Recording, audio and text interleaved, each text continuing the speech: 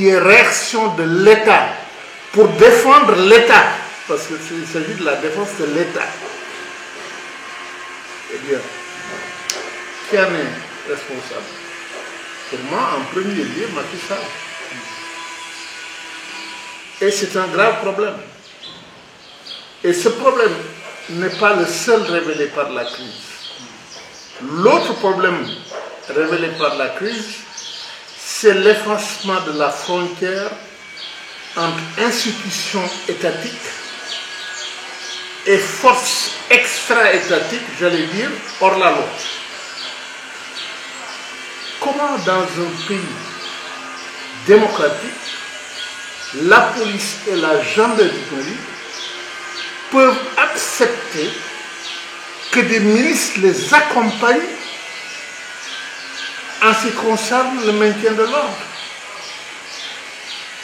La gravité de cette situation n'est pas encore discutée dans le pays.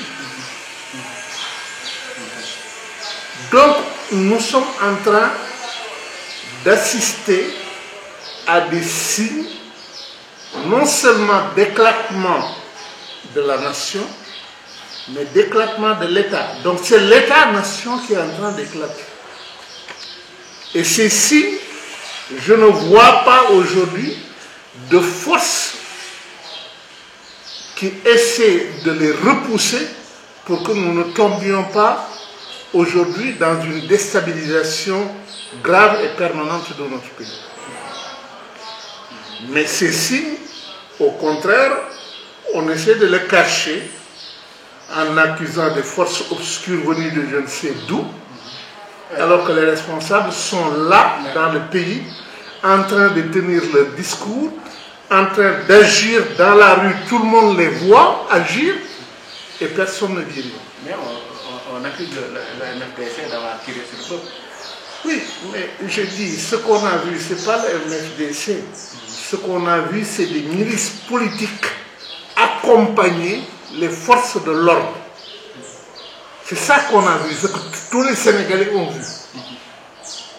Ces forces obscures, maintenant, c'est eux qui les créent. Okay. Mais ce que les Sénégalais ont vu, c'est bien ça. D'accord. Quelle appréciation faites-vous de l'issue de cette affaire avec la mise sous contrôle judiciaire de Ousmane Sonko? Vous savez, ça, on est encore dans le petit traitement. Ce que je veux dire, malheureusement, face à cette crise, qui est une crise grave, parce qu'une crise qui montre non seulement l'échec des politiques gouvernementales, la profondeur des mécontentements au niveau des populations,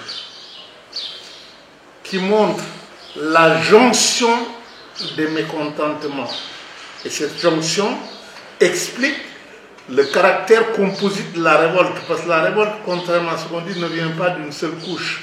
La révolte vient de plusieurs couches et s'est étendue à l'ensemble du pays. Ce n'était pas simplement une révolte de Dakar, contrairement à l'habitude. C'était une révolte de l'ensemble du pays.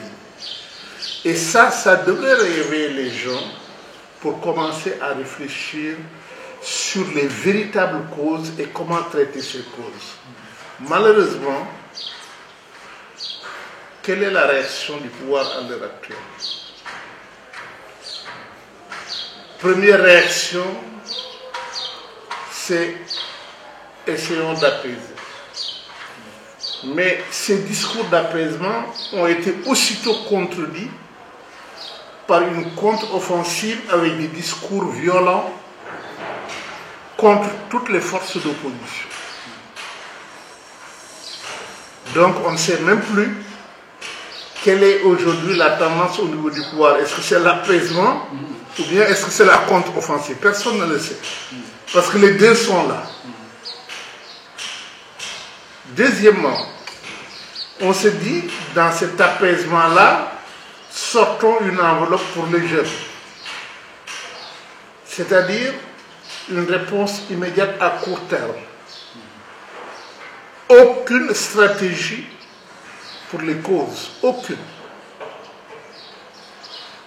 Alors, ces réponses ne posent pas le problème de fond. Et le problème de fond que pose la crise et la révolte, c'est le rééquilibrage des pouvoirs dans ce pays.